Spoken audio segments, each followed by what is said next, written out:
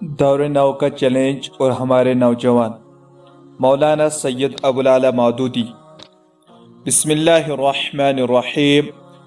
دور نو کا چیلنج اور ہمارے نوجوان، یہ ایک خطاب ہے جو مولانا مودودی رحمۃ اللہ علیہ نے اسلامی جمعیت طلبہ پاکستان سے کیا تھا۔ چونکہ خطاب ہمارے یہاں کے نوجوانوں کے لیے بھی اہمیت کا حامل ہے، اس لیے اسے شائع کیا جا رہا ہے۔ میرے عزیز نوجوانوں، مجھے اسلامی جمعیت طلبہ کے اس اجتماع میں شریک ہو کر دلی مسرت حاصل ہو رہی ہے۔ مجھے وہ وقت یاد آ رہا ہے جب آج سے 28 سال پہلے نوجوانوں نے اس جمعیت کی ابتدا کی تھی، اور اس وقت کوئی اندازہ نہیں تھا کہ یہ جمعیت اس ملک میں ایک بڑی فیصلہ کن طاقت بن جائے گی۔ ایک مدت دراز تک ایک مایوسی کی سی کیفیت طاری رہتی تھی کہ یہ جمعیت آگے بڑھ سکے گی یا نہیں، لیکن یہ سراسر اللہ تعالی کا فضل تھا۔ یہ اس کی تائید تھی کہ اس نے جمعیت طلبہ کے نوجوانوں کے خلوص کو قبول فرمایا، ان کی کوششوں میں برکت عطا فرمائی، ان کو ہمت اور طاقت بخشی۔ میں اللہ تعالی سے دعا کرتا ہوں کہ وہ آپ کو مزید خلوص عطا کرے، مزید طاقت عطا فرمائے، اپنی تائید اور اپنی رحمت سے مزید نوازے، اور آپ لوگوں کے ہاتھوں سے اس ملک کی نئی نسل بنے، بے دینی اور الحاد اور بددیانتی کی راہوں سے ہٹ کر راست بازی اور خدا پرستی اور تقوی کی راہوں پر چلے، اور اس کے ہاتھوں یہاں نظام اسلامی قائم ہو۔ میرے لیے جو موضوع تجویز کیا گیا ہے وہ ہے دور نو کا چیلنج اور ہمارے نوجوان۔ اس معاملے میں سب سے پہلے آپ اس بات پر غور کیجئے کہ یہ دور نو ہے کیا چیز۔ انسان نے ہر زمانے میں اپنے دور کو دور نو سمجھا اور یہ خیال کیا کہ پہلے دور کہن تھے، جس کے اندر کوئی خوبی نہیں تھی، جس کے اندر لوگ جہالت میں مبتلا تھے، اور اب ہم دور نو کے لوگ روشن خیال ہیں اور علوم و فنون سے آراستہ ہیں، اور ہمارے پاس وہ چیزیں ہیں جو پہلے لوگوں کو نصیب نہ تھی۔ ہر زمانے میں انسان اسی غلط فہمی میں رہا ہے، حالانکہ علمی انکشافات کو چھوڑ کر جن کے دروازے اللہ تعالی نے آہستہ آہستہ انسان کے لیے کھولے ہیں، اگر دیکھا جائے تو انسان آدم علیہ السلام کے وقت سے لے کر آج تک وہی رہا ہے جو تھا۔ اس کے ذہن کی ساخت وہی رہی ہے، اس کی دماغ کی صلاحیتیں وہی رہی ہے، اس کے نفس کی خواہشات وہی رہی ہے، اس کے جسم کے مطالبات وہی رہے ہیں، اس کے سوچنے کے انداز وہی رہے ہیں۔ کبھی ان میں کوئی بنیادی فرق واقع نہیں ہوا، کیونکہ انسان کی تخلیق جس طرز پر ہوئی وہ آج بھی جاری ہے۔ جس طرح کہ آدم علیہ السلام کی پیدائش کے وقت تھی، یہی وجہ ہے کہ آج سے 4000 برس پہلے مثلا قوم لوط جس برائی میں مبتلا تھی، یہی وجہ ہے کہ آج 4000 برس بعد امریکہ جیسے اعلیٰ ترقی یافتہ ملک، جس کا دعویٰ ہے کہ اس سے زیادہ ترقی یافتہ ملک دنیا میں کوئی نہیں، اس کے اندر قوم لوط کے پیرویوں کی تعداد اس وقت 2 کروڑ بتائی جاتی ہے۔ کیا فرق واقع ہوا؟ اسی طرح سے قدیم زمانے میں اگر فرعون نے اپنے وزیر سے یہ کہا کہ ذرا میرے لیے اونچی عمارت بنا دے تاکہ میں اوپر چڑھ کر دیکھوں تو صحیح کہ یہ موسیٰ علیہ السلام کا خدا کون ہے، کیسا ہے۔ اس کے 3-3.5 ہزار سال کے بعد جب روس کا سپوتنک 200-250 میل زمین سے اوپر گیا تو خروش شیف صاحب نے یہ فرمایا کہ ہم اوپر تک گئے ہیں، کہیں خدا کا پتہ نہیں چلا۔ معلوم ہوا 3-3.5 ہزار برس میں انسانیت کی ذہنیت میں کوئی تبدیلی واقع نہیں ہوئی، اس کے سوچنے کے انداز میں کوئی فرق واقع نہیں ہوا، قطع نظر اس کے کہ فرعون مصر سے زیادہ ایک اونچی عمارت اس مقصد کے لیے بنا سکتا تھا، اور یہ سپوتنک بنا کر خلا میں چلے گئے ہیں۔ یعنی یہ ٹیکنالوجی کی ترقی ہے، لیکن ذہنی اعتبار سے کوئی خاص ترقی نہیں۔ ذہن اسی مقام پر ہے، دہرے جس طرح قدیم ترین زمانے میں پائے جاتے تھے۔ فسق کے علم بردار اور فجور کے بدترین مرتکبین جس طرح قدیم زمانے میں پائے جاتے تھے، اسی طرح آج کے زمانے میں بھی ہیں، اور اسی طرح حق کے ماننے والے اور حق کے لیے کوشش کرنے والے حضرت نوح علیہ السلام کے زمانے میں جس طرح موجود تھے آج کے زمانے میں بھی موجود ہیں، یعنی نیکی بھی وہی ہے اور بدی بھی وہی ہے۔ انسان کے ذرائع اور وسائل کی ترقی سے اور اس کے علمی اکتشافات اور ان کی زندگی میں استعمال کرنے کی وجہ سے اگر کوئی فرق واقع ہوا ہے تو وہ ایک فنی فرق ہے، اصل اور بنیادی اور جوہری فرق نہیں ہے۔ اس کے ساتھ یہ بات بھی سمجھ لیجئے کہ ہر دور کے لوگوں نے سمجھا ہے کہ ہمارے دور کی ترقی انسانی ترقی کی حرف آخر ہے، لیکن تھوڑی مدت نہ گزری تھی کہ ہر دور دور کہن بن کے رہ گیا، اور بعد کے دور میں آنے والے اس غلط فہمی میں مبتلا ہو گئے جن میں پہلے دور کے لوگ تھے۔ ابھی اسی پچھلی صدی کے آخر تک سائنٹسٹ اور ایسے فلسفی موجود تھے جو یہ کہتے تھے کہ لوہے کی گاڑی یا ایسی چیز جو ہوا سے بھاری ہو اس کا آسمان پر ہواؤں میں اڑنا ممکن نہیں ہے۔ 19ویں صدی کے آخر تک ایسے لوگ موجود تھے جو دعوے سے کہتے تھے کہ اس کا امکان نہیں ہے، اور کچھ زیادہ مدت نہیں گزری کہ 1911 عیسوی اور 1912 عیسوی میں لوہے کی بنی ہوئی گاڑی ہوا میں اڑی، اور معلوم ہوا کہ وہ دقیانوسی لوگ تھے جو 10-15 برس پہلے یہ خیال کرتے تھے کہ ایسا ہونا ممکن نہیں۔ تو یہ دور نو کے متعلق جو لوگوں کے دعوے ہیں اور یہ تصورات ہیں کہ یہ ترقی کا حرف آخر ہے، یہ بالکل غلط ہے۔ ہر زمانے میں آدمی نے یہ سمجھا کہ ہم ترقی کے حرف آخر تک پہنچ گئے ہیں، لیکن بعد میں جو کوشش کی گئی تو مزید راستے کھل گئے اور مزید ترقیاں کی گئی، اور پہلا دور دور کہن بن کر رہ گیا۔ فلسفے میں بھی یہی حالت ہے کہ اس صدی کے آغاز تک اتنا نہیں بگڑا تھا جتنا آج بگڑا ہوا ہے۔ دور نو کو اچھی طرح سمجھ لینے کے بعد اب یہ دیکھیں کہ نوجوان سے کیا مراد ہے۔ نوجوان خود نہ خیر مجسم ہے نہ شر مجسم ہے، وہ نام ہے گرم خون کا، وہ نام ہے نئی نئی چیزوں کے اخذ کرنے کی صلاحیت کا، وہ نام ہے ایسی ہستی کا جو اگر کسی چیز کے متعلق مطمئن ہو جائے کہ یہ حصول کی کوشش کرنے کے قابل ہے تو وہ اس کے لیے جان لڑا دیتا ہے، قطع نظر اس کے کہ وہ برائی ہو یا بھلائی ہو۔ جیسے تلوار ہے کہ مجاہد کے کام بھی آتی ہے اور ڈاکو کے کام بھی آتی ہے، تو نوجوان ایک طاقت کا نام ہے۔ قدیم ترین زمانے میں بھی برائیوں کے علم بردار یہی نوجوان بنتے تھے، اور برائیوں کے علم برداروں کی فوج وہی بنتے تھے، اور ان کے ذریعے برائیاں پھیلتی تھی، اور وہ برائیوں کو اخذ کرنے میں بوڑھے لوگوں کی بنسبت زیادہ تیز تھے۔ یہی کیفیت اس زمانے میں بھی ہے۔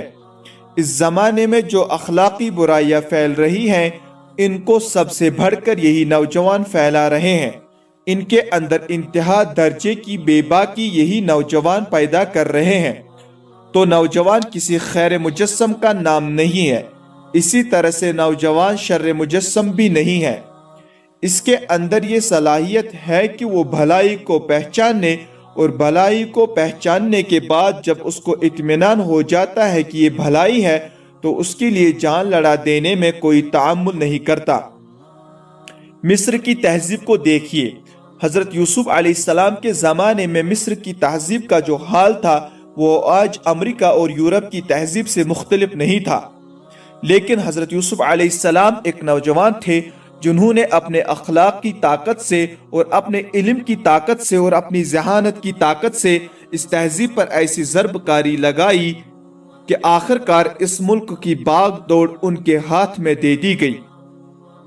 انہوں نے کہا کہ میرے حوالے کرو خزائن الارض، اور جس کے ہاتھ میں خزائن ارض تھے اس نے کہا کہ یہ حاضر ہے، آپ لیجئے۔ اسی طرح رسول اللہ صلی اللہ علیہ وسلم کے زمانے میں آپ دیکھیں کہ جو بوڑھے لوگ تھے وہ رسول اللہ صلی اللہ علیہ وسلم کے راستے میں رکاوٹ بنے رہے، اور انہوں نے نوجوانوں کا ایک اچھا خاصا گول اپنے ساتھ لے لیا تھا، اور رسول اللہ صلی اللہ علیہ وسلم کو اور آپ کے ساتھیوں کو ہر طرح کی تکلیفیں پہنچا رہے تھے، ہر طرح کے ظلم و ستم ان پر ڈھا رہے تھے۔ حضرت بلال رضی اللہ تعالی عنہ کو تپتی ہوئی ریت پر گھسٹنے والے مکہ کے نوجوان ہی تھے جنہوں نے بوڑھوں کے اکسانے پر غلط راستہ اختیار کیا۔ لیکن دوسری طرف دیکھیے حضور صلی اللہ علیہ وسلم کے ساتھی کون تھے جنہوں نے حق کے لیے سرفروشی کی انتہا کر دی، وہ بھی جوان ہی تھے۔ حضور صلی اللہ علیہ وسلم کے ابتدائی ساتھیوں کی فہرست اٹھا کر دیکھیں، صرف ایک صاحب تھے جن کی عمر حضور صلی اللہ علیہ وسلم کی عمر سے 2 سال زیادہ تھی۔ باقی جتنے تھے سب آپ صلی اللہ علیہ وسلم کی عمر سے کم تھے۔ کوئی 10 برس کا ہے، زیادہ سے زیادہ 30-35 برس کی عمر کے لوگ تھے۔ یہی لوگ تھے جنہوں نے یہ دیکھنے کے باوجود آگ کی بھٹی ہے جو ہمارے سامنے ہے اور اسلام قبول کرنے کے معنی یہ ہے کہ گویا ہم دعوت دے رہے ہیں درندوں کو کہ آؤ ہمیں بھنبھوڑ ڈالو، اور دعوت دے رہے ہیں ظالموں کو کہ ہمیں اسی آگ میں پھونک دو۔ اس کے باوجود انہوں نے اٹھ کر اعلان کیا کہ لا الہ الا اللہ، قطعی طور پر اس بات کی پرواہ نہ کی کہ اس کے نتائج کیا ہوں گے۔ ہر ظلم سہا، ہر مصیبت بھگتی۔ جب دیکھا کہ مکے میں کام کرنا مشکل ہے تو ملک، وطن، گھر بار، اعزہ، اقربا سب کو چھوڑ کر ہجرت کر کے گئے۔ کچھ نہ سوچا کہ ہجرت کر کے دوسری جگہ جائیں گے تو ہمیں کیا ملے گا، ہمارا کیا حال ہوگا۔ وہ بھی نوجوان ہی تھے، ان میں عورتیں بھی تھی تو نوجوان، ان میں مرد بھی تھے تو نوجوان تھے، اور انہوں نے تمام اپنی سرفروشیوں سے آخر کار اسلام کا جھنڈا بلند کیا، رسول اللہ صلی اللہ علیہ وسلم کا ساتھ دے کر ایک ایسا انقلاب عظیم برپا کیا کہ جو صدیوں تک برپا رہا اور آج بھی برپا ہے، اور انشاءاللہ قیامت تک اس کا اثر جاری رہے گا۔ یہ انہی لوگوں کی سرفروشیوں اور انہی لوگوں کی جانبازیوں کا نتیجہ ہے۔ اب اس دور نو کو آپ دیکھیں، جس دور نو کے متعلق بڑے فخر کے ساتھ کہا جا رہا ہے کہ یہ ترقی کا دور ہے، یہ روشن خیالی کا دور ہے، لیکن اس دور کی حالت کیا ہے؟ سائنس جس کی ترقی پر اس قدر ناز کیا جا رہا ہے، وہی تو ہے جو انسان کو برباد کرنے کے لیے ایسی تدابیر سوچ رہا ہے کہ بجائے اس کے کہ ماں اور باپ کے تعلق سے انسان پیدا ہو اور سائنٹیفک طریقے سے انسان ٹیسٹ ٹیوب میں پیدا کرنا چاہتے ہیں، اور ان کا خیال یہ ہے کہ ہم جیسا انسان بنا سکتے ہیں، اور خود بیان کرتے ہیں کہ ایک وقت ایسا آ سکتا ہے کہ فرمائش پر جیسے انسان درکار ہو ویسے تیار کر کے فراہم کیے جا سکتے ہیں۔ یہ سائنس کا حال ہے جس کے اوپر فخر کیا جا رہا ہے کہ یہ بڑی ترقی کی چیز ہے اور میں نے آسمان پر پہنچا دیا ہے، حالانکہ فی الواقع اس نے جتنا انسان کو بلند کیا ہے اتنا اس کو پست بھی کر دیا ہے۔ جتنا انسان کی بھلائی کا کام کیا ہے اس سے بہت زیادہ اس کی برائی کا، اس کی تباہی کا کام کیا ہے۔ اسی طرح آج کے فلسفیوں کو دیکھیں، ان کے فلسفوں میں کیا اقلیت پائی جاتی ہے۔ حقیقت میں قدیم زمانے کا جاہل انسان جس قسم کے تخیلات میں مبتلا تھا، اسی قسم کے تخیلات آج پائے جاتے ہیں۔ انسان کے متعلق ان لوگوں کا تصور یہ ہے کہ انسان بنیادی طور پر جانور ہے، جانوروں سے ترقی کرتا ہوا آیا ہے۔ اب جو انسان اپنے متعلق یہ سمجھتا ہو کہ کل میرے باپ دادا بندر یا گوریلے تھے اور آج ترقی کرتے کرتے اس مقام پر پہنچا ہو، وہ لامحالہ اپنی زندگی کا پروگرام جانوروں ہی کی زندگی میں تلاش کرے گا۔ چنانچہ آپ کی سوشولوجی میں یہی ہو رہا ہے، جانوروں کی زندگی کا مطالعہ کر کے معلوم کیا جاتا ہے کہ فطرت کیا ہے، حالانکہ انسان کی فطرت اور جانور کی فطرت میں زمین و آسمان کا فرق ہے۔ ایک طرف اسلام ہے جو انسان کو بتاتا ہے کہ اسے زمین پر خدا نے اپنا خلیفہ بنا کر بھیجا ہے، دوسری طرف موجودہ زمانے کا فلسفہ اور سائنس ہے جو انسان کو بتاتا ہے کہ تو جانوروں سے ترقی کرتا ہوا آیا ہے اور بنیادی طور پر تیرے اور جانور کے درمیان کوئی فرق نہیں ہے، اس کے سوا کہ تیرا قد سیدھا ہے، اس کے سوا تجھے پاؤں ایسے دیے گئے ہیں کہ جن سے تو وہ کام کر سکتا ہے جو جانور نہیں کر سکتے، لیکن بنیادی طور پر وہ اپنے آپ کو جانور سمجھ رہے ہیں، اور اسی جانور سمجھنے کا یہ نتیجہ ہے کہ رفتہ رفتہ وہی فلسفہ جو کبھی 2000 برس پہلے مزوق نے پیش کیا تھا، وہی فلسفہ آج پھیل رہا ہے۔ اس نے بھی زن، زر، زمین تینوں میں انسان کو مشترک قرار دیا۔ آج بھی وہ فلسفہ موجود ہے کہ زن، زر، زمین مشترک قرار دینے کے تصورات پیدا کیے جا رہے ہیں۔ زر کے بارے میں جو تصور مزدور نے پیش کیا تھا، آج آپ یورپ اور امریکہ میں جا کر دیکھ لیجئے کہ یہ تصور جوں کا توں پایا جا رہا ہے۔ وہ سمجھتے ہیں کہ بنیادی طور پر مرد اور عورت میں کوئی فرق نہیں ہے، خواہ مرد بیٹا ہو اور عورت ماں ہو، خواہ مرد بھائی ہو اور عورت بہن ہو، اور خواہ مرد باپ ہو اور عورت بیٹی ہو، ان کے نزدیک اب کوئی فرق واقع نہیں ہوگا۔ لیکن بہن اور بھائی کے تعلقات تو تقریباً بڑی کثرت سے رائج ہیں۔ باپ اور بیٹی کے تعلقات بھی اب کچھ زیادہ نادر نہیں رہے ہیں، لیکن اب نوبت پہنچی ہے ماں اور بیٹے کے تعلق کے درمیان۔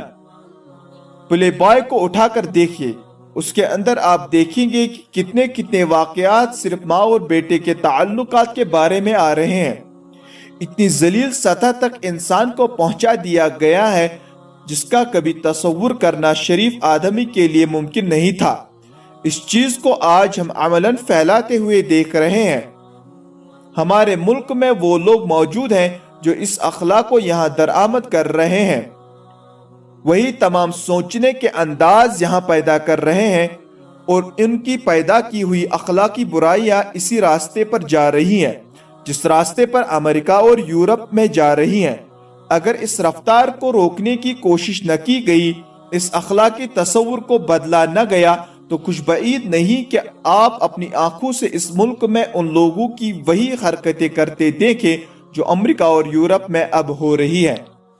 اسی طرح آپ دیکھیے، بڑا ناز کیا جاتا ہے اس بات پر کہ کمیونزم اور سوشلزم کا فلسفہ مارکس نے پیش کیا اور ایک بہت بڑی ترقی کی بات ہے۔ حالانکہ وہ ترقی کیا ہے؟ وہ ترقی یہ ہے کہ پہلے بہت سارے سرمایہ داروں اور صنعت کاروں اور زمینداروں کے پاس ذرائع پیداوار تھے اور تقسیم کے ذرائع مختلف کثیر التعداد لوگوں کے ہاتھ میں تھے، لیکن اب تمام ذرائع، ساری زمین، تمام صنعت، تجارت، تمام دولت پیدا کرنے کے ذرائع وہ سب کے سب چند آدمیوں کے ہاتھ میں ہیں۔ ان کے مقابلے میں کوئی شخص سوچنے کی ہمت نہیں کر سکتا۔ اگر کوئی شخص ایسی بات کرے کہ جس سے ان کو شبہ ہو جائے کہ یہ شخص ہمارے نظریات کے خلاف ہے، تو اب یہ نہیں ہے کہ اس کو جیل میں ڈالا جائے گا، بلکہ اس کو پاگل خانے بھیجا جائے گا۔ اس کے متعلق تصور یہ کیا جاتا ہے کہ ہمارے نظریات سے مختلف نظریات سوچنے والا آدمی پاگل کے سوا اور کیا ہو سکتا ہے، اس لیے اس کو پاگل خانے بھیجو۔ کوئی آزادی کسی نوعیت کی ان ممالک میں نہیں ہے کہ جن ممالک کے اوپر یہ کمیونزم مسلط ہوا ہے اور یہ سوشلزم آیا ہے۔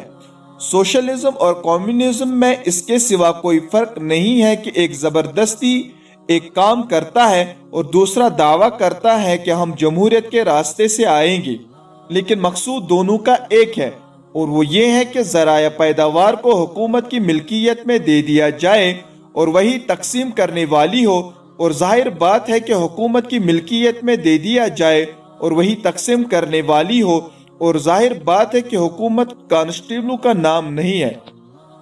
حکومت ان لوگوں کا نام ہے جو مرکز میں بیٹھ کر پلاننگ کرتے ہیں اور مرکز میں بیٹھ کر اختیارات استعمال کرتے ہیں۔ تو دونوں کے دونوں اس ڈکٹیٹرشپ کی طرف جا رہے ہیں، جس سے بدترین ڈکٹیٹرشپ دنیا کی تاریخ میں کبھی نہیں پائی گئی۔ شیطان نے بڑے بڑے فرعون پیدا کیے، بڑے بڑے نمرود تیار کیے، لیکن اب جو فرعون اور نمرود روس اور چین وغیرہ میں تیار ہوئے ہیں، ان کے سامنے پچھلے زمانے کے فرعون اور نمرود گرد ہو گئے، اور اس کو چاہا جا رہا ہے کہ ہمارے ملک میں مسلط کیا جائے۔ اس کے لیے اس کی یہ خبر دی جا رہی ہے کہ مشرق سے کوئی آندھی اٹھ رہی ہے کہ جس کا یہاں استقبال کیا جائے گا، اور وہاں سے کوئی صندوق روانہ ہے جو اب یہاں مانگوں میں بھرا جائے گا۔ یہ تمام وہی جہالت کی باتیں ہیں جو قدیم ترین زمانے میں تھی۔ اسی طریقے سے آپ دیکھیے، قدیم زمانے میں بڑے بڑے فراعنہ گزرے ہیں، بڑے بڑے جبار گزرے ہیں۔ کوئی ایسا کام نہیں ہے جو آج کے جبار کرتے ہوں لیکن پچھلے زمانے کے جبار نہ کرتے ہوں۔ لیکن آج کے جباروں نے جو نئے طریقے جباری کے اختیار کیے ہیں، وہ آپ اپنے وقت میں خود دیکھ رہے ہیں، آپ کی اپنی آنکھوں کے سامنے وہ ہو رہے ہیں۔ نام لیا جا رہا ہے کہ ہم جمہوریت چلا رہے ہیں، अमलन पूरी की पूरी डिक्टेटरशिप जमहूरियत के नाम से चल रही है। जमहूरियत की शक्ल पैदा की जाती है और इसके अंदर डिक्टेटरशिप का शैतान दाखिल कर दिया जाता है। जबरदस्ती इंतखाबात जीतने के फन को इतना मुकम्मल कर दिया गया है कि अब इस बात का इम्कान ही नहीं है कि हुकूमत अपने मुकाबले में किसी शख्स को जीतने देगी। इसका कोई इम्कान नहीं छोड़ा गया। ये फन बिल्कुल मुकम्मल हो चुका है। ये तरक्की है या तनज़्ज़ुल, ये इसी फिरऔन और नमरूद के दौर की तरफ वापसी है। फर्क इतना है कि फिरऔन और नमरूद के बड़ों को भी न सूझी थी वो हरकतें जो आज के फिरऔन और नमरूद कर रहे हैं। पिछले ही दिनों नासिर साहब ने जो जुल्म सितम ढाए, उनके भी सारे हालात अब दुनिया के सामने आ रहे हैं और अंदाजा हो रहा है कि क्या कुछ जुल्म सितम वहां किया गया। ये इस दौरे नौ का चैलेंज है और चैलेंज इस बात का है कि क्या इस दुनिया में कुछ लोग ऐसे मौजूद हैं कि जो इस गुमराही के मुकाबले में खड़े हो, इसको रोके, इसके मुकाबले में कोई साइंस ऐसा लाए जो इंसान की भलाई के लिए काम करे, न कि उसकी तबाही के लिए। किसी ऐसे फलसफा के अलमबरदारू जो इंसान को इंसान बनाए न कि हैवान, जो इतने आला दर्जा के अखलाक के लोग हों कि इंसान को जानवरों के मकाम पर गिरने से बचाए और अहसन तकवीम के मुकाबले पर ले आए। ये चैलेंज है दरअसल जो इस दौरे नौ की तरफ से है। इस चैलेंज का मुकाबला करने के लिए लामहल्ला दो चीजें आपके लिए जरूरी हैं। एक ये कि अल्लाह और उसके रसूल सल्लल्लाहु अलैहि वसल्लम की तालीम में जो हिदायत पाई जाती है उसको आप समझे, सच्चे दिल से कबूल करें, अपनी जिंदगी का नस्बुल आइन ये बनाए कि इस तालीम को दुनिया पर गालिब करेंगे और अल्लाह का कलमा बुलंद होगा और दूसरे सारे कलमे सरंगू होंगे। इस चीज का फैसला करे, इस चीज का अज़्म करे, ये अव्वलीन चीज है। और दूसरी चीज ये है कि आपके पास अखलाक की वो ताकत हो कि जिससे गुमराही फैलने वाले और गुमराही की पैरवी करने वाले आखिरकार शिकस्त खा जाए। मैं हमेशा ये बात कहता रहा हूँ कि अगर गुमराही फैलाने वालों और गुमराही के अलमबरदारों के पास दुनियावी ज़राए 95% हों और हक के पैरवों और उसके अलमबरदारों के पास सिर्फ 5% हों, हक के अलमबरदार महज अपने नजरिए बरहक की सदाकत की बिना पर और अपने अखलाकी कुव्वत की बिना पर उनको शिकस्त दे सकते हैं। बल्कि मैं अब ये कहता हूँ कि 5% नहीं, 1% भी अगर हो तो इंशाअल्लाह आप गालिब होंगे। लेकिन शर्त यही है कि एक तरफ ईमान की ताकत हो और दूसरी तरफ अखलाक की ताकत हो। रसूलुल्लाह सल्लल्लाहु अलैहि वसल्लम ने 23 साल के अंदर एक कौम को बदल डाला, एक पूरे मुल्क को मुसख्खर कर लिया जिसका रकबा तकरीबन 10-12 लाख मुरब्बा मील था और लोगों की जिंदगियों में इतना बड़ा इनकलाब बर्पा कर दिया कि जो डाकू थे वो अमानतदार बन गए, जो खुदा से बेखौफ थे वो मुत्तकी बन गए, जो खलीक के खुदा पर हर तरह की ज़ियादतियाँ किया करते थे वो खल्क़ खुदा के लिए रहमत बन गए। और ये इनकलाब सिर्फ 23 साल में हुआ। ये किस चीज़ का नतीजा था कि रसूलुल्लाह सल्लल्लाहु अलैहि वसल्लम जिस हक को लेकर आए थे, इस हक को इतने मजबूत दलाइल के साथ आपने मुदल्लल के तरीके से पेश किया कि बातिल के पास कोई हुज्जत बाकी नहीं रही कि जो उसके मुकाबले में ला सके। आखिरकार शदीद तरीन मुखालिफों को भी इस हक को तस्लीम करना पड़ा, इस हक के आगे हथियार डाल देने पड़े। दूसरी चीज आप सल्लल्लाहु अलैहि वसल्लम के और आप सल्लल्लाहु अलैहि वसल्लम के साथियों के बुलंदतरीन अखलाक थे जिन्होंने लोगों के दिलों को मुसख्खर किया। आप हैरान होंगे कि रसूलुल्लाह सल्लल्लाहु अलैहि वसल्लम के ज़माने में जितनी लड़ाइयाँ हुई है, इनमें दुश्मनों के मुश्किल से 300 आदमी मारे गए। इसको ब्लडलेस रेवोल्यूशन कहना चाहिए। 300 आदमियों के मारे जाने पर 23 साल के अंदर एक पूरे मुल्क में इनकलाब बर्पा कर दिया। इनकलाब महज हुकूमत का इनकलाब नहीं, अखलाक और रूहानियत का भी और इंसानियत का भी इनकलाब बर्पा कर दिया। जाहिर बात है कि इसको गैर खूनी इनकलाब कहेंगे। ये अखलाक की कुव्वत का बर्पा करदा इनकलाब था, तलवार का बर्पा करदा इनकलाब नहीं था। और वो हक जिसको रसूलुल्लाह सल्लल्लाहु अलैहि वसल्लम पेश फरमा गए हैं वो आज जूं का तू मौजूद है, कुरान मजीद में भी मौजूद है। और रसूलुल्लाह सल्लल्लाहु अलैहि वसल्लम की सुन्नत और आप सल्लल्लाहु अलैहि वसल्लम की हदीस और आप सल्लल्लाहु अलैहि वसल्लम के अक़वाल और आप सल्लल्लाहु अलैहि वसल्लम के सहाबा किराम के आसार, इन सब के अंदर जूं का तू मौजूद है। کہ کوئی چیز اس کے اندر ایسی نہیں ہے جو بدل گئی ہو، جس کو مٹا دیا گیا ہو، جس کے اندر ذرا برابر بھی کوئی تغیر و تبدل کر دیا گیا ہو، اور جن دلائل کے ساتھ وہ حق پیش کیا تھا وہ آج بھی موجود ہے۔ آج بھی کہتا ہوں کہ جن دلائل کے ساتھ اسلام کو پیش کیا گیا تھا وہی دلائل لے کر آپ اٹھے۔ آپ کے مقابلے میں کوئی فلسفہ ایسا نہیں لا سکتا، کوئی نظریہ ایسا نہیں لا سکتا جو علمی حیثیت سے اس کے مقابلے میں ٹھہر سکے، بشرطے کہ آپ اپنے کو اس کے لیے تیار کریں، بشرطے کہ اس کے ساتھ اپنی قوت ذہنی کو استعمال کر کے اس کو پوری قوت اور پورے دلائل کے ساتھ، اور اس زمانے کی سائنس اور فلسفے اور دوسری چیزوں سے جو کچھ دلائل ملتے ہیں ان کو ملا کر استعمال کر کے آپ ان کو ایسے طریقے سے پیش کریں کہ دنیا کے دماغ مسخر ہو جائے، دنیا یہ ماننے پر مجبور ہو جائے کہ ہاں حق یہی ہے اور اس کے سوا کوئی اور حق نہیں ہے، اور اگر انسان کی بھلائی ہے تو اسی کے اندر ہے۔ اس وقت یہ کیفیت ہے کہ امریکہ اور یورپ میں جو لوگ اپنے دین سے باغی ہو چکے ہیں، جو لوگ خدا کے منکر، آخرت کے منکر، جو چرچ کے اوپر 3 حرف بیچتے ہیں اور جنہوں نے چرچوں کو تقریباً ویراں کر دیا ہے، جن کی بدولت چرچ بک رہے ہیں، فروخت ہو رہے ہیں، اور جن چرچوں پر معلمین اور پادریوں کا حال اب یہ ہو گیا ہے کہ وہ پاگل خانے پہنچ رہے ہیں، کیونکہ جب ان سے پوچھا جاتا ہے کہ آپ کا ذہنی توازن کیوں بگڑ گیا ہے تو وہ کہتے ہیں کہ ذہنی توازن اس سے بگڑ گیا ہے کہ ہم جس چیز کی تبلیغ کرتے ہیں اس پر ایمان نہیں رکھتے۔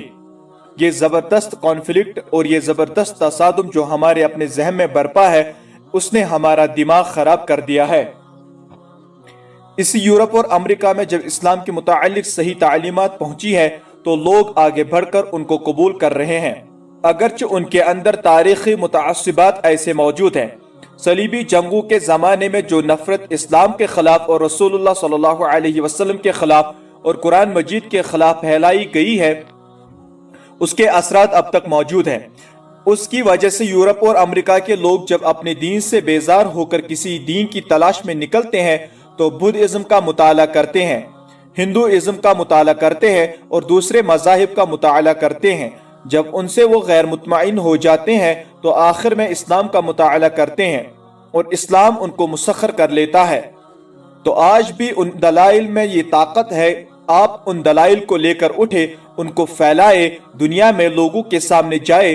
آپ کے اس ملک میں جو کٹر دوہرے ہیں آپ ان کو کنورٹ کر سکتے ہیں، ان کے دین، ان کے تصورات کو آپ بدل سکتے ہیں۔ جو کمیونزم کے پیرو ہے آپ اپنے دلائل سے ان کو مطمئن کر سکتے ہیں کہ اسلام وہ چیز ہے جو انسان کی بھلائی کے لیے وہ کام کر سکتا ہے جو کمیونزم اور سوشلزم نہیں کر سکتے۔ اسی طرح آپ اپنے اندر وہ اخلاق پیدا کریں جو دلوں کو جیتنے والا ہو۔ اس ملک میں غالیوں نے جو فروغ حاصل کیا ہے کہ چھوٹے سے لے کر بڑے تک اور عامی سے لے کر عالم تک بے تکلف گالیاں بک رہے ہیں، مگر آپ کی زبان گالیوں سے پاک ہونی چاہیے۔ جو آپ کو گالی دے اس کے جواب میں آپ کے پاس گالی نہیں ہونی چاہیے۔ جو آپ سے لڑے اس کے مقابلے میں آپ شرافت اور انسانیت کا مظاہرہ کریں۔ جو آپ کے ساتھ برائی کرے آپ اس کے ساتھ بھلائی کریں۔ اس کے بعد آپ دیکھیں کہ کون آپ کے مقابلے میں ٹھہر سکتا ہے۔ ہو سکتا ہے کہ آپ کا کٹر دشمن ہے، وہ اپنی جگہ سے نہ ہٹے، لیکن اس نے جن لوگوں کو بہکایا ہے ان لوگوں کو آپ کے خلاف بدگمان کیا ہے۔ جب وہ آپ کے اخلاق دیکھیں گے، آپ کی سیرت دیکھیں گے، آپ کا برتاؤ دیکھیں گے تو آخر کار مان جائیں گے کہ وہ شخص جھوٹا تھا جو آپ کے متعلق بدگمانیاں پھیلا رہا تھا، اور آپ لوگ سچے ہیں۔ آپ کے اندر وہ اخلاق پائے جاتے ہیں جو مسلمان میں ہونے چاہیے۔ یہ 2 چیزیں ہیں جو ہتھیار ہے۔ میں آپ سے کہتا ہوں کہ اگر آپ ان سے مسلح ہو جائے تو آپ دنیا کو مسخر کر سکتے ہیں، چاہے آپ کی تعداد اس ملک کی آبادی میں 1 فی 1000 بھی نہ ہو۔ اسی طرح سے ذرائع وسائل تمام آپ کے دشمنوں کے ہاتھ میں ہو تو کوئی پرواہ نہیں، اس کی بھی پرواہ نہ کیجئے کہ ریڈیو ان کے ہاتھ میں ہے، ٹیلی ویژن ان کے ہاتھ میں ہے، سارے پریس میں وہ چھائے ہوئے ہیں، فوج ان کے ہاتھ میں ہے اور پولیس بھی ان کے ہاتھ میں ہے، عدالتی بھی ان کے ہاتھ میں ہے، قانون بھی ان کے ہاتھ میں ہے۔ کوئی پرواہ نہ کیجئے، یہ ساری طاقتیں ان کے ہاتھ میں ہوتے ہوئے آپ ان کو شکست دے سکتے ہیں، بشرطے کہ آپ ان 2 ہتھیاروں سے مسلح ہو۔ یہ 2 ہتھیار ہیں جن سے رسول اللہ صلی اللہ علیہ وسلم نے تنہا کھڑے ہو کر عرب کو مسخر کیا، اور آخر کار عرب کو مسخر کرنے کے بعد اسلام کے اندر وہ زبردست طاقت بھر دی کہ جو ایک طرف چین کی سرحدوں سے لے کر دوسری طرف اندلس اور مغرب اقصی तक तमाम दुनिया के बहुत बड़े हिस्से तक छा गई और इतनी कम मुद्दत में छा गई कि ऐसा इनकलाब कभी तारीख में हुआ ही नहीं। आज भी ये हो सकता है, ऐसा नहीं कि अल्लाह के वो कवानीन बदल गए हो जिनकी बदौलत रसूलुल्लाह सल्लल्लाहु अलैहि वसल्लम को वो जबरदस्त कामयाबी हासिल हुई। अल्लाह ताला के कवानीन वही है, इनमें कोई तगय्युर नहीं हुआ है। चीजों के जो असरात जमाने कदीम में थे वो आज भी मौजूद है। बुराई के भी कुछ असरात है जो कदीम जमाने में थे आज भी है, और भलाई के भी कुछ असरात है जो कदीम जमाने में थे और आज भी है। और आप वो भलाई इख्तियार करें जो रसूलुल्लाह सल्लल्लाहु अलैहि वसल्लम ने इख्तियार की थी, जो आप सल्लल्लाहु अलैहि वसल्लम ने सहाबा रिदवानुल्लाहि अलैहिम अजमईन में पैदा की थी। आप देखेंगे कि आज भी उसके असरात और नताइज वही होंगे जो उस जमाने में हुए थे। इसी तरह आप दीन हक को मजबूत दलाइल के साथ, नाकाबिल इनकार दलाइल के साथ, दिल लगते दलाइल के साथ पेश करें तो हर जुबान में जो आप हासिल कर सकते हो पेश करें, तो आप देखेंगे कि तमाम ज़राए वसाइल दुश्मनों के हाथ में होते हुए आप सिर्फ अपने दलाइल के जोर से लोगों के दिमागों को फतह कर लेंगे, और वही लोग जो आपके मुखालिफ हैं आपके साथी, आपके हामी और मददगार बन जाएंगे। आपको कहीं से फौज भर्ती करने की जरूरत नहीं होगी, फौज खुद मुसक्कर होकर आपके साथ आ जाएगी।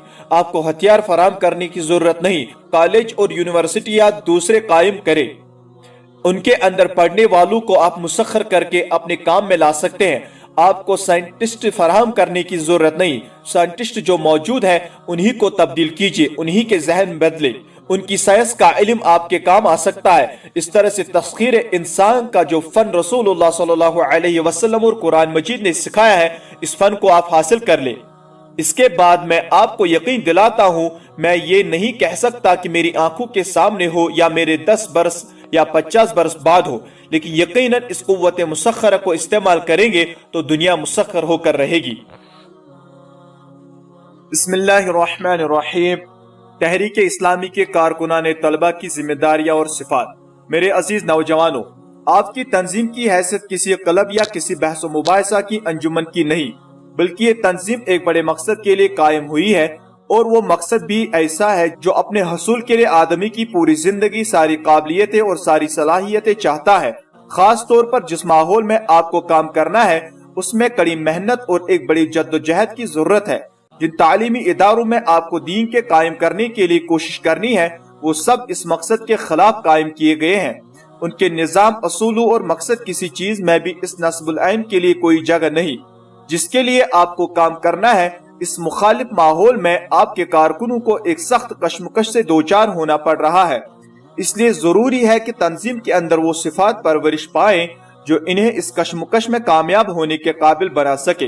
अकामत दीन के इस काम के लिए 10 सिफात की जरूरत है। इनमें से 5 सिफात तो आप में होना जरूरी है और 5 सिफात वो है जो आपकी तहरीक और आपकी इज्तिमाई जद्दोजहद में होनी चाहिए।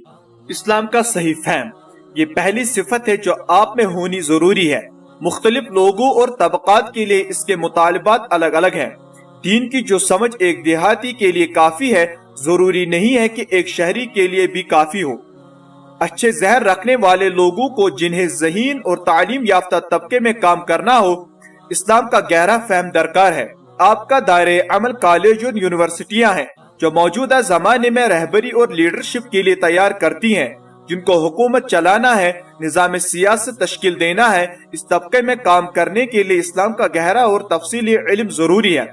आपको ये जानना जरूरी चाहिए कि जिंदगी के मुख्तलिफ शोबों में इस्लाम हमारी क्या रहनुमाई करता है, मौजूदा जमाने के कानूनी और मुआशी असूल क्या है और उनके मुकाबले में इस्लाम क्या असूल देता है, और फिर ये कि उन असूलों को अमली जिंदगी पर किस तरह मुंतबिक किया जा सकता है।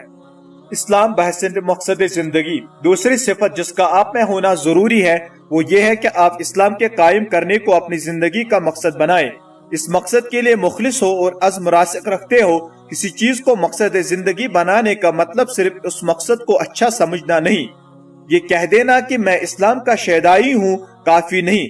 ऐसे आदमी दुनिया में बड़ी तादाद में पाए जाते हैं, मगर इस्लाम को गालिब करने के लिए वो कोई काम नहीं कर सकते, इसलिए कि सिर्फ चाहने का नाम जिंदगी का मकसद बनाना नहीं है। मकसद जिंदगी वो है जिसके लिए सारा वक्त, सारी मेहनतें और सारी सलाहियतें काम में लाई जाए। زندگی کا ایک مقصد طے ہو جانے کے بعد اپنے کاموں میں اس مقصد کو دوسرے تمام مقاصد پر اور دنیا کے فائدوں پر عملی اعتبار سے فوقیت دینی چاہیے، لیکن ایسا کرنے کے لیے نیت خالص ہونا شرط ہے۔ ریا یا دنیاوی تعریف اور واہ واہ کو مقصد نہیں بنانا چاہیے۔ آپ کو تعریف کرنے والوں یا مذمت کرنے والوں کی کوئی پرواہ نہیں ہونی چاہیے۔ یہ کام تمام قسم کی مشکلات اور مخالفتوں سے بے نیاز ہو کر پکے ارادے کے ساتھ کیا جانا چاہیے۔ پکے ارادے کے معنی یہ ہے کہ مقصد طے ہو جانے کے بعد ہر وقت اس کے حصول کی کوشش کی جائے اور اس میں استقامت اور مضبوطی دکھائی جائے۔ کسی طرح کا کوئی شک آپ کے دماغ میں پیدا نہیں ہونا چاہیے۔ اس راہ میں انہی لوگوں کو آنا چاہیے جو پوری مضبوطی اور ٹھنڈے دل کے ساتھ اپنے مقصد کے لیے کام کر سکتے ہوں۔ غلبہ اسلام کے لیے ضروری صلاحیتوں کا حصول۔ صرف پہلی دو چیزیں اسلام کو غالب کرنے کے لیے کافی نہیں ہے۔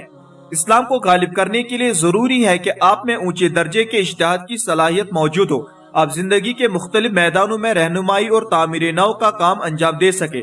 اس لیے کہ مسلمانوں کا اصل زوال اس وقت شروع ہوا جب مسلمانوں نے تحقیق و اجتہاد کے دروازے بند کر دیے۔ دنیا کے جن ممالک میں اسلام کا چلن بند ہوا ہے اس کی وجہ صرف یہ ہے کہ مسلمانوں نے اجتہاد کو ختم کر دیا اور دنیا کی کوئی رہنمائی نہیں کی۔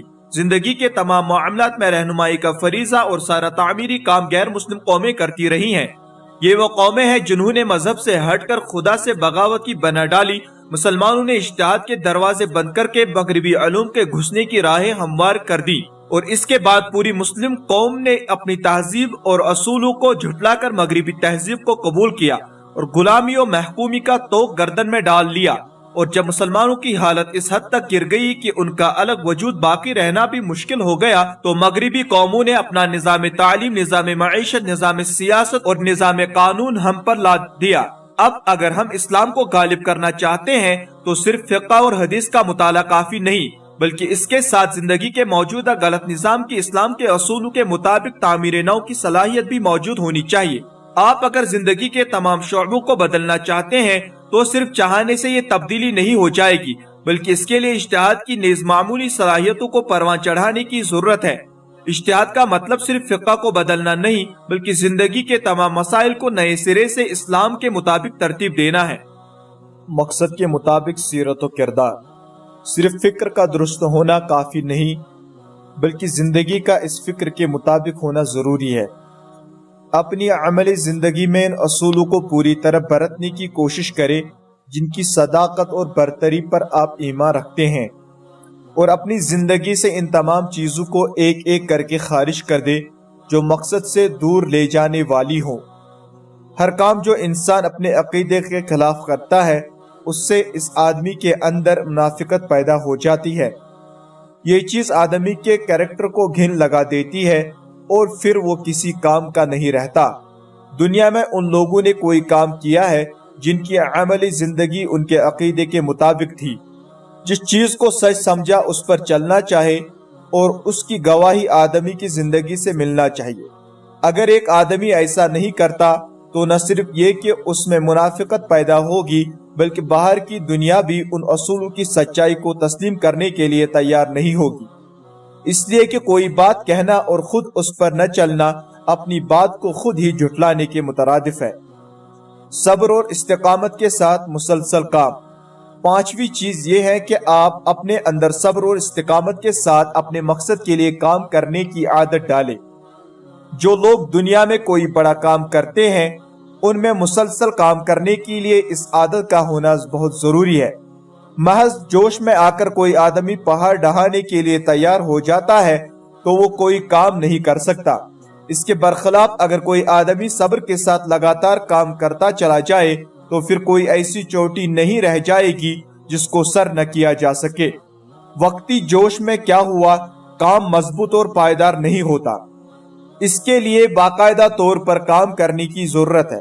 یہ 5 صفات ہر اس آدمی میں ہونا ضروری ہے جو دین کے قائم کرنے اور اسلام کے غلبہ کے لیے کام کرے۔ اس کے علاوہ درج ذیل 5 صفات اپنی تنظیم اور طاقت بڑھانے اور لوگوں کو اپنے قریب لانے کے لیے ضروری ہیں۔ لوگوں کو قریب لانے کا نفسیاتی طریقہ اپنائیں۔ ان صفات میں سے ایک صفت تو یہ ہے کہ آپ لوگوں کو قریب لانے کا نفسیاتی طریقہ اچھی طرح جانتے ہو، یعنی اس فن سے اچھی طرح واقف ہو کہ مخاطب کو اپنی بات کی طرف کس طرح راغب کیا جا سکتا ہے۔ اس کے لیے کوئی ایک قاعدہ نہیں بنایا جا سکتا، اس لیے کہ ہر آدمی الگ قسم کی نفسیات، مزاج، دماغ اور سوجھ بوجھ کا مالک ہوتا ہے۔ اس سے بات کرنے اور اسے اپنی طرف کھینچنے کے لیے اس کی مخصوص حیثیت کو نگاہ میں رکھ کر طریقہ اختیار کرنا چاہیے۔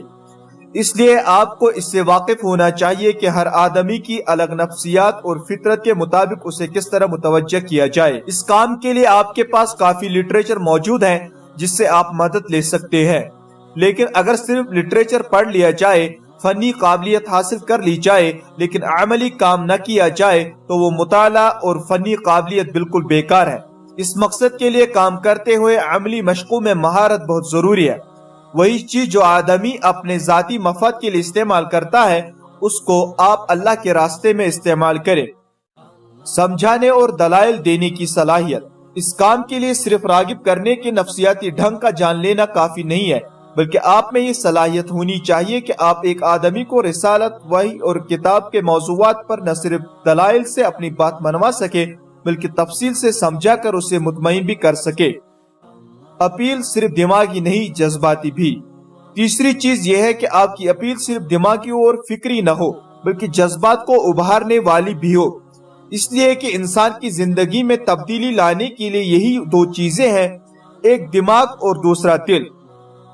بہت سے لوگ دماغی اپیل سے مطمئن کانوینس نہیں ہوتے بلکہ انہیں جذباتی اپیل سے مطمئن کرنا ضروری ہوتا ہے۔ اس لیے آپ دماغ کے ساتھ دل کو اپیل کرنے کی کوشش کریں۔ دل سے اپیل کرنے کا مطلب یہ ہے کہ آپ کے تعلقات لوگوں سے خیر خواہی کی بنیاد پر ہوں اور آپ ان کا بھلا چاہے۔ آپ کا برتاؤ اتنا رفیقانہ اور ہمدردانہ ہو کہ وہ آپ کی ان خوبیوں سے متاثر ہو اور آپ کے ساتھ آ جائے۔ اپنے اندر اس خوبی کو پیدا کرنے کے لیے ضروری ہے کہ آپ ہمدرد دوست اور مخلص ساتھی بنیں۔ ہمدردی اور سچی محبت ایسی چیزیں ہیں جو سنگ دل سے سنگ دل آدمی پر اثر کرتی ہیں اور اسے موم بنا دیتی ہے۔ آپ کا برتاؤ ایسا ہونا چاہیے کہ لوگ اس سے اثر لیں اور سمجھیں کہ آپ اچھے کردار کے انسان ہیں، دوسروں کی تکالیف میں آپ کام آئے۔ یہ سب چیزیں جذباتی اپیل کرنے والی ہوگی۔ مطالعہ، غور و فکر۔ مطالعہ کرنے کے بعد اس پر غور و فکر کریں۔ آپ قرآن، حدیث، سیرت نبوی صلی اللہ علیہ وسلم، خلفائے راشدین کی سیرت و قوانین اسلامی کا گہرا مطالعہ کریں۔ اس لٹریچر کا بھی مطالعہ کریں جو زندگی کے مختلف مسائل کو حل کرنے کے لیے موجودہ زمانے میں لکھا گیا ہے۔ جدید علوم میں آپ بصیرت پیدا کریں، صرف کورس کی کتابوں ہی کا مطالعہ نہ کریں بلکہ دوسرے علوم کا زیادہ سے زیادہ مطالعہ کریں اور پھر اس گہرے مطالعے پر گہرے طریقے سے غور و فکر کریں۔ اس طرح آپ دین کو اچھی طرح سمجھیں گے، دوسروں کو کنونس کرنے میں مدد ملے گی اور آپ میں اجتہاد کی صلاحیت پیدا ہوگی۔ اپنا جائزہ۔ اپنی تربیت کے لیے بہت ہی ضروری چیز ہے اپنا احتساب خود کرنا اور اپنی زندگی کو اپنے مقصد کے مطابق جانچ کرتے رہنا۔ ہر لمحہ آپ یہ دیکھتے رہیں کہ آپ کا قول کس حد تک پورے اترتے ہیں۔ جہاں آپ کا ضمیر آپ کی خامیاں گنوائے وہاں تعویلات کر کے اس کا منہ بند کرنے کی کوشش مت کیجیے، اس لیے کہ ضمیر کی آواز کو بند کرنے کی کوشش ضمیر کو صلح دیتی ہے، اور اگر ضمیر کی آواز نہ دبائی جائے تو وہ آدمی کا بہت اچھا مربی بن سکتا ہے۔ اپنی خامیوں کا علم ہوتے ہی ان کی اصلاح کے لیے لگاتار کوشش کرتے رہنا ضروری ہے۔ اگر آپ نے اپنے ضمیر کی آواز کے مطابق اپنی خامیاں دور کرنا شروع کر دی تو آپ کا ایسا کرنا آپ کے اندر زبردست قوت ارادی پیدا کر دے گا۔ ذکر الہی۔ نماز، روزہ، تلاوت قرآن اور اللہ کا ذکر، یہ وہ چیزیں ہیں جو انسان کو یاد دلاتی رہتی ہیں کہ وہ کس کے سامنے جواب دہ ہے۔ اس کے ساتھ ہی انسان کو اپنے کاموں کا انجام بھی یاد دلاتی رہتی ہے۔ اگر آپ کبھی اپنی کسی غلطی پر غور کریں تو اس نتیجے پر پہنچیں گے کہ اس غلطی کے مرتکب ہوتے وقت آپ کے دل میں خدا اور آخرت کی یاد تازہ نہیں تھی۔ اگر یہ یاد تازہ رہے تو آدمی مضبوطی کے ساتھ صحیح راستے پر جمع رہتا ہے۔ اس کے لیے ضروری ہے کہ فرائض کے علاوہ نوافل کی بھی فکر کی جائے۔ خاص طور پر نفل روزے اس سلسلے میں بہت مددگار ثابت ہوئے ہیں۔ ان دعاؤں کو یاد کریں جو نبی صلی اللہ علیہ وسلم اپنی زندگی کے مختلف موقعوں پر پڑھا کرتے تھے۔ اس طرح آدمی ہر وقت اللہ اور آخرت کو یاد رکھتا ہے اور صحیح راستہ پر چلتا رہتا ہے۔ عملی کام۔ آخری بات یہ ہے کہ اپنے مقصد کے لیے عملاً کام کیجیے۔ اگر آپ سب کچھ جان لیں لیکن عملی کام نہ کریں تو ایسا علم بیکار ہے۔ آپ اپنا مقصد اسی وقت حاصل کر سکتے ہیں جب آپ اس کے لیے کام میں لگ جائیں۔ اجتماعی اصلاح کی سعی کیجیے۔